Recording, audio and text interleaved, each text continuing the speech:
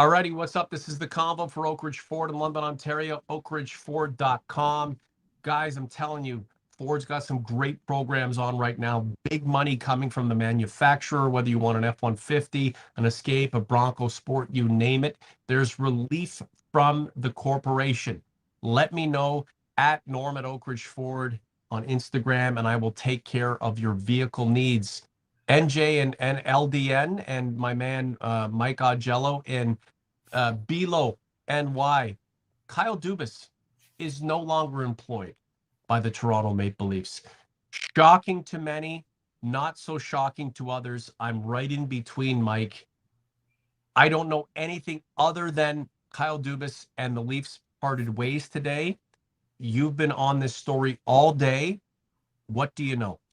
Well, you said relief by the corporation. Kyle Dubas was relieved by the corporation. Yeah, this is a mess. This is a fine mess. It really is. And Brendan Shanahan laid it out in a presser, and I wasn't able to get up to Toronto to see it, to be there to ask questions. So I was here in Buffalo watching it like everybody else was.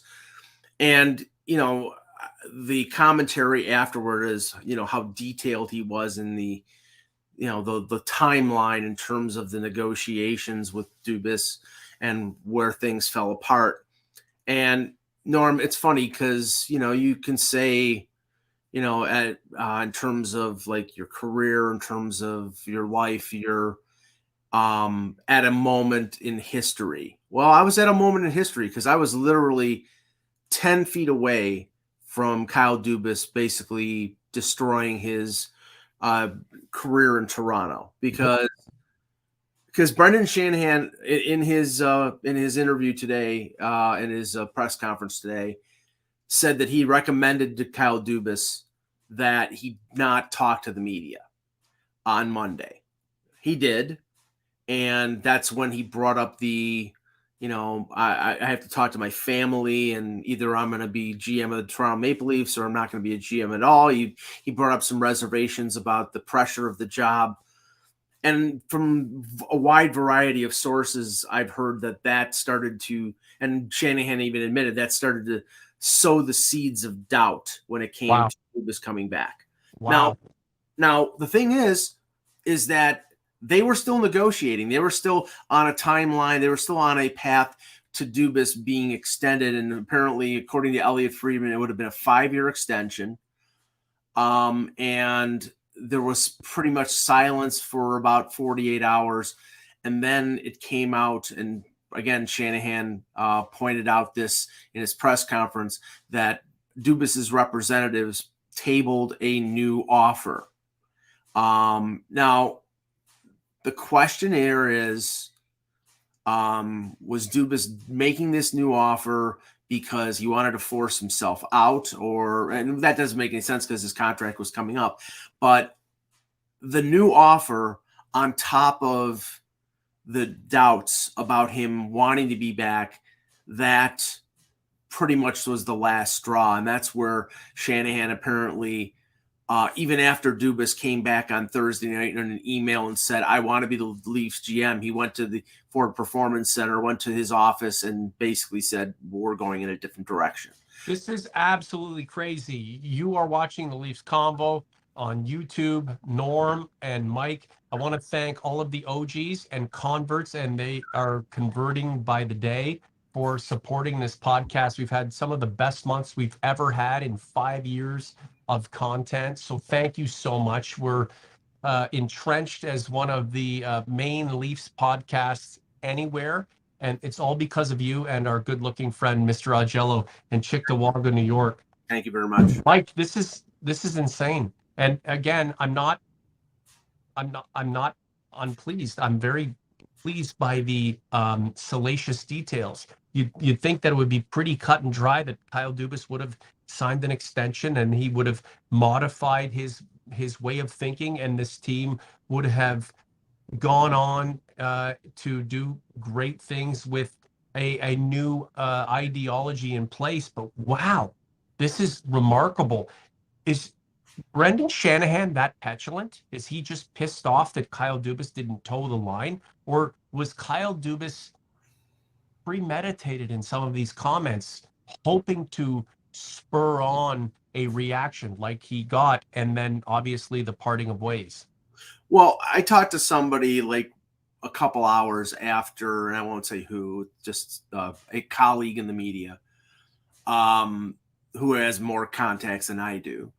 And he indicated that this was simply not just Shanahan, that on Monday, when Dubas went out and started to sow the seeds of doubt, as I said before, that the corporate ownership, who basically blocked him getting an extension last year, sort of raised concerns.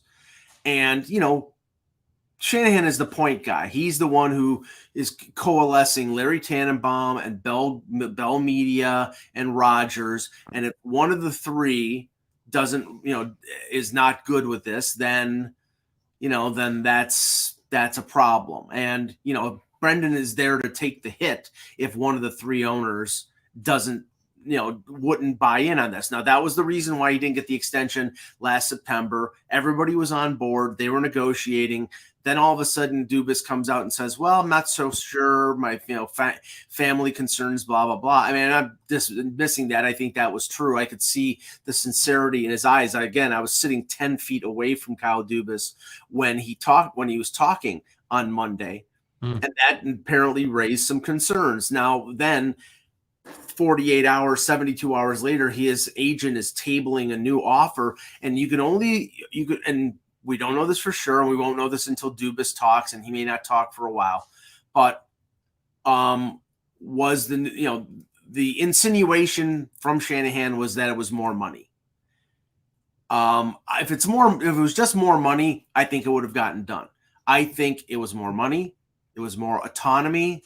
It was, you know, more control over decisions. Now, you know, everything supposedly with this group has been a community effort. You know, Shanahan and other people, everybody coming to a common decision. You know, Dubas sees other general managers in the league having, you know, almost complete autonomy, and probably that's something that, you know, if he was prevented from doing something in the past, or if he was being forced to do something like fire Sheldon Keefe or like trading one of the core four, then him having more autonomy would give him the complete say-so to do that. Now, we don't know, and we maybe we'll never know. But if that part of that new package was more control, then, you know, then you could say Rogers and Bell and Tannenbaum and maybe Shanahan were saying, okay, this is enough. This guy's won one round in 5 years, and we're not going to give him the keys to the car like Masai Ujiri has with the Raptors. And that's again, Dubas takes a lot of cues from what Masai Ujiri has in terms of the Raptors, and Masai Ujiri rules the roost with the Raptors. Yeah, and he wanted title. Okay, when you get a title, you have a lot of credibility. Kyle Dubas has had this team under his control since 2018. 2018. It's made the playoffs every single year, which it should with this kind of these resources, the core group, the top four. They never got past the second round until this past year, and then they slept through the second round against Florida. And look what Florida's doing right now. Again, this is just pretty intriguing because I understand that Kyle Dubas has his own agenda and he wants control, but I don't know if, and we can discuss this and we can debate this. Like, I don't know if he's earned that with what he has done. When you're a general manager and you're running a major professional sports franchise, it's not easy, and you have to make more right decisions than wrong decisions, and your team has to do more right than wrong. With this franchise that is gripping it very tight collectively after the decades of futility, the pressure intensifies. This is not the Seattle Kraken. It's not the Arizona Coyotes. Toronto Maple Leafs have not won since 1967. It's a $2 billion franchise in a city of 10 million people in the biggest hockey market that ever existed. This is a very, very large task. And the thing with Kyle Dubas, he hasn't done a poor job. But now we're at this stage and it's come apart. I'm wondering just how much control this guy wanted and how much control the board was going to relinquish. Well, OG's Converse, we're going to focus tonight on Kyle Dubas leaving, the departure. There's plenty of time for speculation. Before the end of the show, Mike, you can give me a couple of ideas of where the team's going to go. Just reading the comments in the chat, it's pretty lively. We're at 73 people in the chat. We're kind of just doing a surprise show right now. I'm sure thousands will watch this podcast. It does not seem like many of the converts, the OGs, are sympathetic to either side. This is a fan base that wants results, and they want this massive juggernaut of an organization to field a team that is ready to not only, kick ass, but take names and win titles. And Kyle, the thing is, guys, we got to stop attaching our wagon to one particular person because we are in love with them. It's the Nylander scenario. It's the Matthews thing. It's Marner's to an extent. Dubas. He wears glasses. He's young. He's cool. He's got the analytics that fuel him. Forget about it, guys. We've got to stop idolizing and pedestalizing individuals. The whole idea of having a group of people and great people, inept people coming together, adept people, people with the experience, inexperience, is to take this organization that needs it to the next level. And that's the key. So with Dubas being gone, it sucks, but it's a new day. So let's start thinking of the next chapter after we kind of unpack what happened tonight and move forward. Mike, just a few more comments from you. I told you we'd go 20 minutes, and I'm going to stick to it. Yeah, we won't know the ramifications of the decision that happened today for a while. I can just say personally, in my limited interactions with Kyle Dubas, which were, at Air Canada Center, now Scotiabank Arena, it was, obviously I'm a reporter. He's the general manager of the team going back to, 2014 or 2015 when he was assistant general manager or GM with the Marlies. He was always approachable, always just, he's a good man. But as a general manager, I think he grew into the job. I think he did a very good job, right, especially in the last couple of years. I think we've acknowledged on the previous convo that the main blame for this problem of this team not getting further in the playoffs is the core four. Yep. But the thing is Kyle Dubas was a defender of the core four.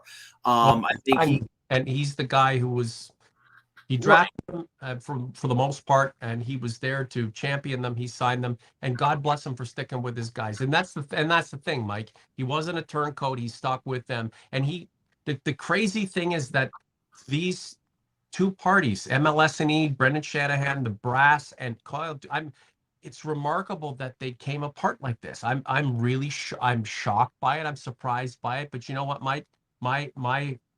My focus is on this franchise. My focus is on this team, and I don't care who they lose. I don't care if Austin Matthews goes and finds himself in Tibet tomorrow. I could give a shit. Wow. All I care about is the blue and white coming together and some winning, and that's it. Well, and that is the thing. And, I was talking to a couple people who are fans more than they are objective. And they're like, well, Austin Matthews, if this means, Dubas leaving means Austin Matthews isn't going to sign a deal, then trade him. Yeah. Well, I'm sorry. It's like he's coming to Toronto in a couple of years. We all know it. Well, I'm just saying, I'm sorry when you've got a player who's won a Hart Trophy and has scored 60 goals, and he's one of the best 2 or 3 players in the league, you keep him. You do everything you possibly can to keep him. And this is not going to make it easier. Now, the thing is, it's like Kyle Dubas didn't even draft Austin Matthews. It doesn't matter. It doesn't matter. I mean, they were he had a good relation with Matthews. He had a good relation with his agent. They were going, Matthews, from his comments on Monday, right, I want to sign here long term.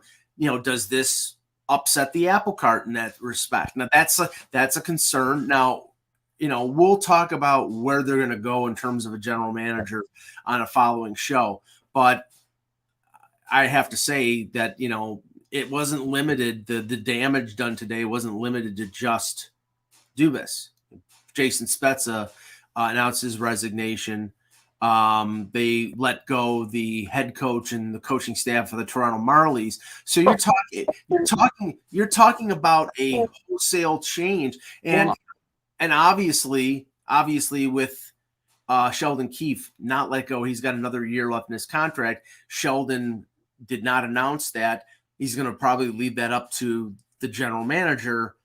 And if it's not somebody internal, then it's probably, you're going to let the new general manager fire Sheldon Keefe and then, name his own head coach. So there's a lot more damage and a lot more change that's going to be done. OG's converts.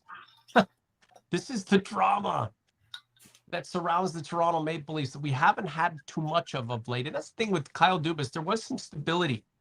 The guy was a calming presence, and he did his very best.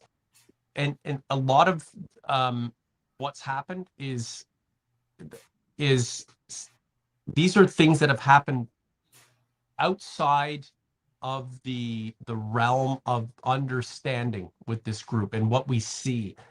And I think a lot of us are just completely shocked when Mark Stevens, general manager of Oak Ridge Ford, sent me a text today while I was trying to put together a car deal saying that Dubas is gone. I initially thought he was fired. And then after talking to you, Mike, it's not that simple. I mean, there was a parting of the ways, and I'm super surprised. I'm still shocked by it.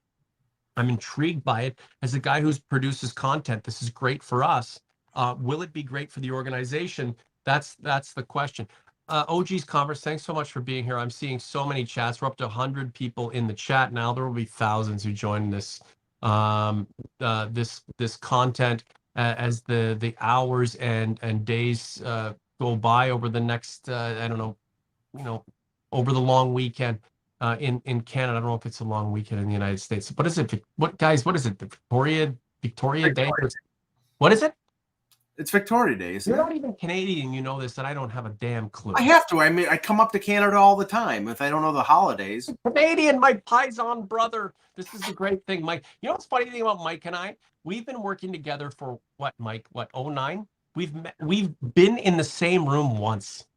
And it was the Budweiser Garden for about 15 minutes. I do a eulogy at my funeral, which would probably last about 90 seconds. But this is like my brother, and we've been together once. But that's this day and age. Vespis, just a huge supporter of the project. Good now, man.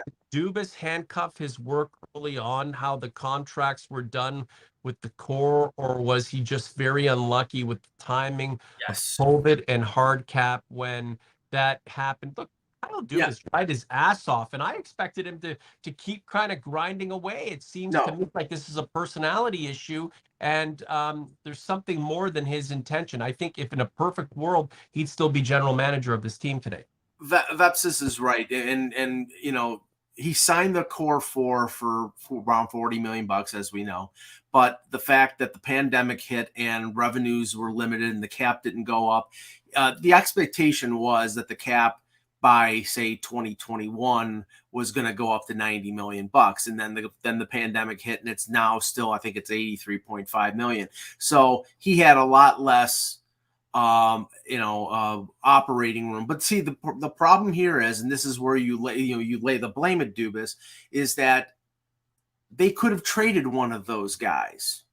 And that's what and obviously with the core four coming up short again, I've been advocating them trading one of the core four for 3 or 4 years, because I knew that they weren't going to be able to come through with it. Now that was my belief, that as somebody as a impartial or partial observer, Dubas believed in these players and thought eventually they'd come through, and they didn't come. They came through in the first round, didn't come through in the second round. They didn't advance as far as the people thought. He believed in them. I think they let him down, and I think they're the reason why he's lost his job. So I think Shanahan has, somebody in the chat is like, well, Shanahan removed him from office. Well, some people believe that Shanahan should be removed from office, but But Shanahan's in a position where he can be much more political.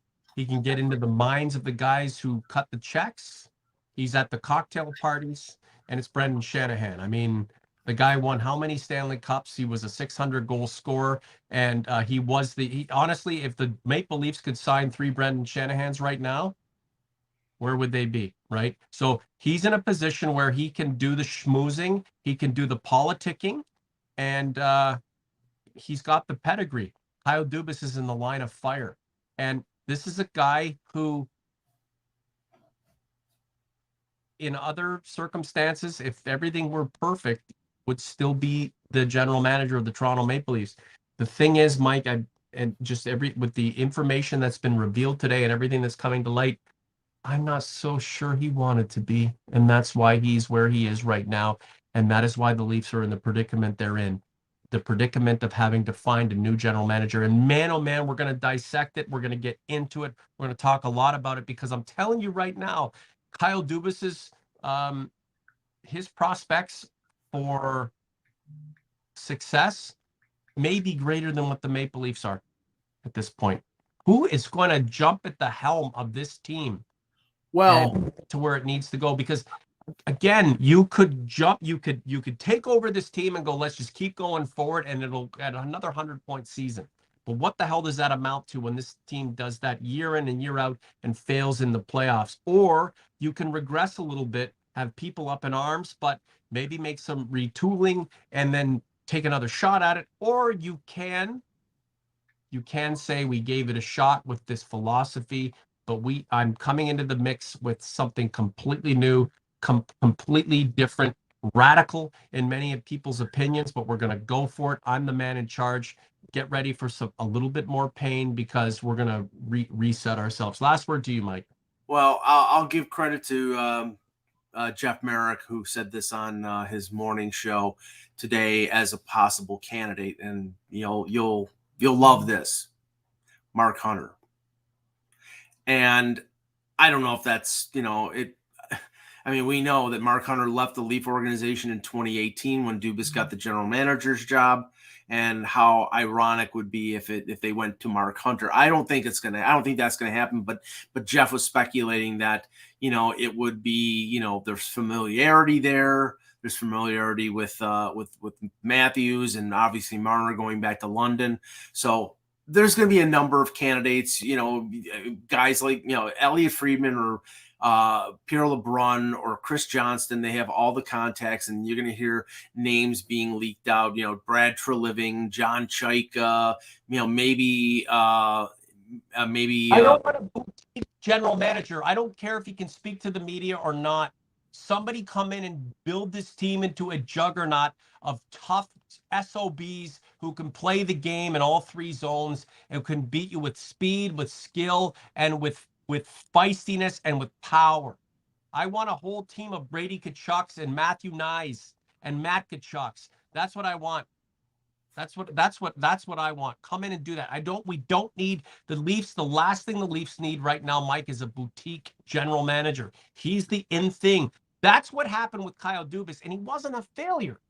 He wasn't a failure. If you're going to change from a guy who was growing into the role, like, you either bring somebody in who's going to keep furthering what's happening right now and who's very smart with contracts, who's going to toe the line, or somebody's going to come in and burn this thing to the ground and start over again. And if that's the case, man, you know what? I think at the end of the day, Leaf fans will have the appetite for it, because if we don't feel like this is the group, then make your alterations and make your amendments. But in terms of all these guys throwing their hats in the ring, like, this is a special position. And someone better come in here rolling up their sleeves, ready to go to fucking work. And take that down. Jeff Merrick is not a troll, so that's take that. Of course. Well, sorry about that, Mike. I was just going on my tangent. We all know that Jeff Merrick is not a troll, and then that's not because Mike is buddies with the guy. He's clearly not, right. And again, Jeff Merrick is not gonna broach the subject or the concept or the idea or the possibility of somebody like Mark Hunter without having some substance to it. And Exactly. 100%, Mike. They 100%. bring up names that they're hearing. Now, there's no guarantee that's Tim Hunter. Tim Hunter. Yes, he's at the worst broker. He's got a knocker on him. Well, he's not a Hunter brother. He's not the he's not. No. A Flowers, you nailed it, Norm. A Flowers, I nail it all the time. And that's the thing, man. I just speak from a position of freedom. I'm not beholden to a mother corp. I don't work for a broadcasting agency anymore. I don't have some pencil neck program director yelling at me when I tweet about something he doesn't like and doesn't know. I can do whatever the hell I want on this podcast. I just want the Leafs to succeed. And again, I'm shocked by it. I'm a little disappointed. I'm a little bit of concern, but hell, it's great for content, and I'm here for it. I want to see what the hell happens next. Mike, this is your last word, and then I'm cutting this show off for tonight. My last word, well, let's see. My last words are New York Yankees rule. Get out of here. Mike, that lineup stinks. Waldo Cabrera, like, give me a break. Well, I'm sorry. Stanton is hurt right now. Stanton's a strikeout king. If he doesn't hit the ball hard and over the fence, he strikes out. Look, the Jays lineup destroys the Leafs or the Yankees. It's just their pitch. Kikuchi is a disaster. We all know that. But you know what, Mike? Like, and that's the thing. This is all rivalry talk. You're a baseball guy. You understand that. There's no way you look at the Blue Jays and say they're a fifth place team. The Jays and the Yankees, and again, being the Yankees, because who's going to be the rivalry with us? Honestly, forget about it. My only thing with the Blue Jays is, can they win? Are they don't you can you want. Can the Jays, do they have the intestinal fortitude and the nerve to win? That's the question I asked about the Maple Leafs. They don't. Well, last word for me, the Blue Jays don't have the pitching. Okay, I love their lineup. They don't have the pitching. They don't have the bullpen, and I love Manoah. He, except for when he's saying Garrett Cole is a cheat, but they don't have enough depth in the. I mean, Bassett is good, Manoah is good. The rest, Gosman is ridiculous, Mike. He leads the league in strikeouts. What are you talking about? Mike, you are a smart, analytical guy who understands the game. But the thing is, you are a bigger fan of the Yankees than the Jays. And we know what, Mike, you and I can talk about this. Yeah. We have hockey fans. The show now. About baseball. OG's Converse, like the content, subscribe to the channel. I have my son's baseball tournament in Brantford this weekend. We'll try for a Sunday spectacular. But again, like I told you, we are on board for weekly shows. We're here with you. You're here with us. Don't unsub. You're doing yourself a disservice. Mike and I we're in terms of collaborators, we're among the only consistent collaborators who follow the Maple Leafs and do Leaf-related content out there. A lot of podcasts will stop over the holidays because, they're all vacationing and stuff, and good for them. I'm glad. But Mike and I are old dudes, have nothing else better going on in our lives. So we are here for it, and we hope you are too. So for Mike, I'm Norm. Kyle Dubas is out, guys. Let the speculation run rampant. The convo is done for tonight. Talk to you soon, guys.